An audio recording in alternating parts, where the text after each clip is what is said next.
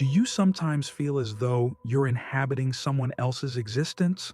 Like you're merely reciting lines from a play authored by parents, educators, peers, or society itself, while something deep within rebels against this performance? Each morning, you don the familiar facade, meet your responsibilities, and engage with others as though all is well. Yet in those quiet moments, an unsettling question emerges. Who is the real me? Carl Jung understood that this sense of alienation isn't accidental. Rather, it signals a profound issue that few possess the bravery to confront. The majority spend their entire existence never encountering their authentic selves. They confine themselves to performing social functions, adopting manufactured personas, and meeting externally imposed standards. The tragedy is that they accept this as the entirety of human experience. They perish having never encountered their own essence. This brings us to the crucial question: are you experiencing this? What you've labeled as your identity, your character, your aspirations, your convictions, how much genuinely belongs to you versus what others have implanted? From our earliest years, we're trained to conform, to become palatable, to suppress certain facets of ourselves to earn affection. We construct a facade, what Jung termed the persona, a social camouflage we employ for self-protection. Yet the longer we inhabit this disguise, the more distant we become from our authentic nature. Eventually, this mask becomes our sole remaining identity. Jung cautioned us that existing in disconnection from our genuine selves exacts a price. This price manifests as torment, discontent, and the persistent sense that something vital is absent. Have you noticed that regardless of your accomplishments, a void persists? As though something fundamental remains perpetually beyond your grasp? This occurs because what you genuinely require isn't external. It doesn't reside in superior employment, flawless relationships, or others' approval. It exists within you, concealed beneath accumulated layers of social programming. The essential question becomes, will you venture into your own consciousness to uncover your true identity? This expedition isn't simple. Discovering your authentic self demands confronting everything that's been suppressed, overlooked, or corrupted through the years. It requires introspection and facing aspects of yourself you might prefer to ignore. Yet this represents the singular path to liberation. In this exploration, we'll examine the journey Carl Jung named individuation, the process of achieving wholeness by integrating every aspect of yourself and finally existing in alignment with your genuine essence. Are you prepared for this undertaking? Then let us commence. From your earliest years, you discovered that acceptance came with conditions. You learned the unspoken rules. Speak softly, maintain composure, suppress rage, prioritize others' comfort above your own truth. Or perhaps your lessons were different. Always appear invulnerable, conceal uncertainty, project unwavering confidence even when doubt consumed you from within. Without realizing it, you began crafting an identity that wasn't entirely your own, but rather a mirror reflecting society's expectations. Carl Jung named this constructed self the persona, the public face you've built to secure your place in the world. Make no mistake, this mask is universal. Every time you've adjusted your behavior for the office, shifted your tone at home, modified your personality with different friend groups, or curated your online presence, you've witnessed the persona's influence. Is this facade valuable? Absolutely. Social connection would be impossible without it, yet it harbors a profound risk. When you merge completely with this manufactured identity, your authentic self begins to fade from memory.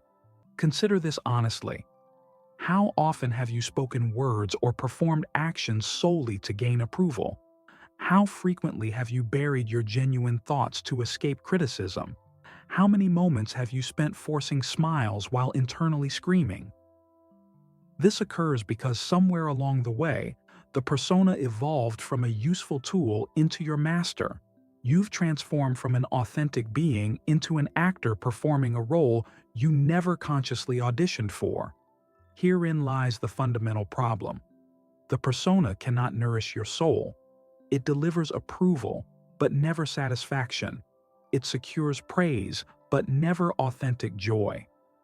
Eventually, existing exclusively through the persona creates a hollow existence where you sense something vital is absent, yet you cannot name what's missing. More troubling still, the tighter you grip this mask, the further you drift from your essential nature. But if the persona isn't your true identity, then who are you beneath it? Answering this requires examining the opposite side, the aspects of yourself that have been suppressed and banished to the unconscious realm. Jung termed this the shadow, and here begins your genuine journey towards self-discovery. But proceed with caution. What lurks in the shadow isn't always comfortable to confront. Are you prepared for this revelation? Then journey forward with me. While the persona represents the mask you don to gain acceptance, the shadow embodies everything you conceal to prevent rejection. Here's the crucial insight. Suppressed elements don't vanish. Instead, they accumulate power in your unconscious, operating from the darkness of your psyche, secretly directing your emotions, anxieties, and life decisions without your awareness. Carl Jung identified the shadow as the concealed dimension of our psyche, formed by all that we have suppressed across our lifetime: forbidden longings, restrained rage, vulnerabilities we refuse to acknowledge, wounds we attempted to erase. Here's what makes it even more troubling. Much of what dwells in your shadow isn't inherently harmful. These are simply fragments of yourself that, somewhere along the way, someone declared inappropriate. Maybe as a child you displayed excessive inquisitiveness, only to be labeled bothersome and conditioned into silence. Perhaps you felt the impulse to express rage, but were instructed it was improper, and now you internalize your frustrations until they detonate. You might have demonstrated tenderness, but society persuaded you it signified frailty, so you learned to conceal your emotions. All of this, every piece of you that was rejected, never vanished. It merely retreated into your shadow, awaiting its moment to surface. And surface it does. If you've ever experienced an eruption of fury followed by remorse, felt jealousy toward another, and attempted to deny it internally, or responded disproportionately to criticism without comprehending why, then you've witnessed your shadow assuming command. When we fail to consciously address it, it emerges in twisted forms, undermining our connections, our professional lives, our sense of worth. Yet here's the reality nobody reveals to you. Your shadow is not your adversary. Instead, it houses many of the most precious elements of your character. Your inventiveness, your genuineness, your authentic power. You cannot achieve wholeness until you incorporate this aspect of yourself, and to accomplish that, you must cease fleeing and begin examining yourself. But how do you confront something that has been buried for so long? How do you draw your shadow into the light without allowing it to devour you? The solution rests in a fundamental principle of Jungian psychology: the self or the authentic self. And that is precisely what we will investigate now. If the persona represents the facade and the shadow embodies everything you have suppressed, then the self, the genuine self, is what exists beneath these layers. It is the completeness of your psyche, the balanced merger between who you actually are and who you present to the world. Jung maintained that life's purpose wasn't merely to follow a route predetermined by society, but instead to become complete, to uncover your true nature, and to live in accordance with it. This process of self-discovery and integration is what he termed individuation. But discovering the self doesn't occur by accident. It isn't something that simply materializes one day before you like a mystical revelation. The self doesn't unveil itself to those unwilling to confront the truth about themselves. You must actively pursue it, and this search demands a profound expedition within yourself. It is an encounter with everything you've been conditioned to conceal, a reconciliation between your most genuine impulses and the limitations imposed by the external world. Fear stands as the primary barrier to authentic self-discovery. The terror of dismantling an identity constructed over decades, the dread of recognizing that countless decisions weren't genuinely your own, the horror of confronting personality traits you've long suppressed. This terror prevents most individuals from ever encountering their true essence. They traverse entire lifetimes gripping their facade, masquerading as someone foreign to themselves, while their shadow manipulates from the darkness, destroying opportunities for authentic fulfillment. Yet when you commence shadow integration and examine the facades you display, something extraordinary occurs. You experience a liberation previously unknown. You uncover that pretense is no longer necessary. You recognize that universal approval isn't required. You begin living more genuinely, making choices that resonate with your core rather than merely satisfying others' demands. The most fascinating aspect? As you approach your authentic self, existence becomes increasingly coherent. The worries and irritations that once seemed mysterious reveal their clear origins. You comprehend why certain cycles persist, why specific circumstances impact you so profoundly, why particular relationships consistently failed. You begin recognizing that throughout your existence, an inner voice attempted to guide you, but you remain too preoccupied with conformity to listen. However, there's a crucial point. The journey towards self-discovery cannot be undertaken alone. A fundamental component of this voyage remains widely overlooked: the unconscious and the archetypal forces that determine our thoughts, emotions, and actions. Without comprehending these concealed influences, complete self-understanding remains impossible. This brings us to our next exploration. The human psyche extends far beyond conscious awareness and rational understanding. The majority of our psychological being remains concealed, functioning at profound and invisible depths. Jung maintained that discovering the authentic self requires more than examining rational thoughts and daily choices. We must plunge into unconscious depths, where the hidden patterns shaping our identity reside. But what inhabits this unconscious realm?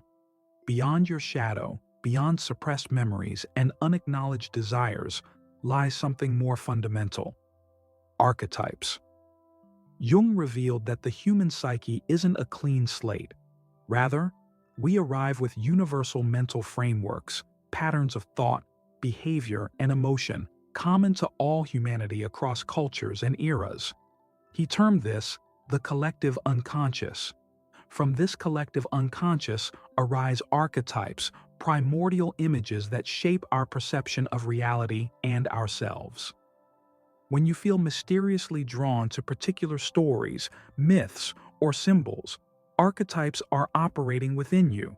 They manifest in folklore, cinema, religions, and crucially, in your dreams and behaviors. The hero archetype, for instance, exists across virtually every culture.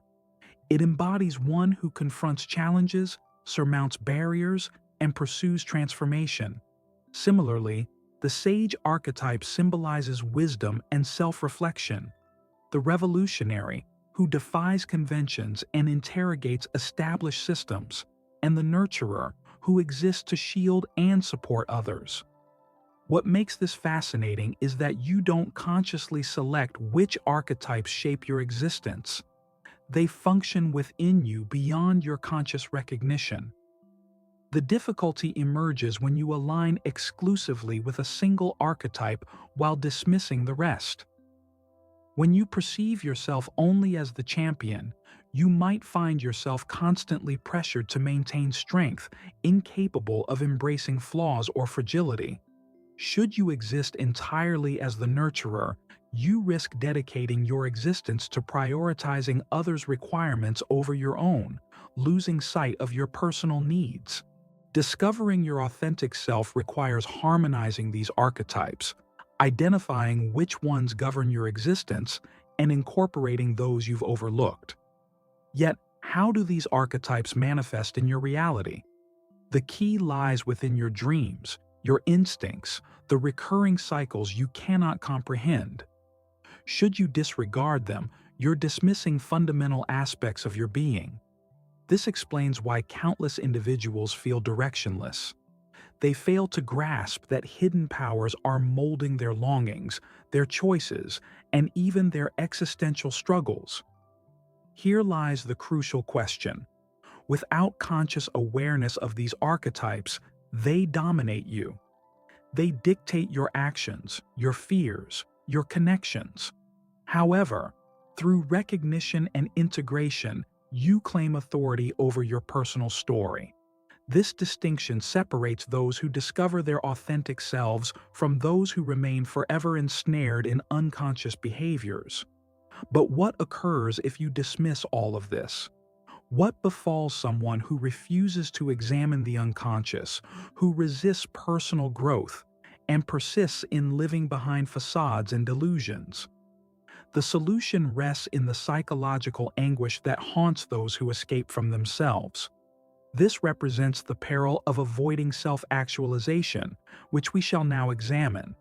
What becomes of someone who spends their existence fleeing from their true nature?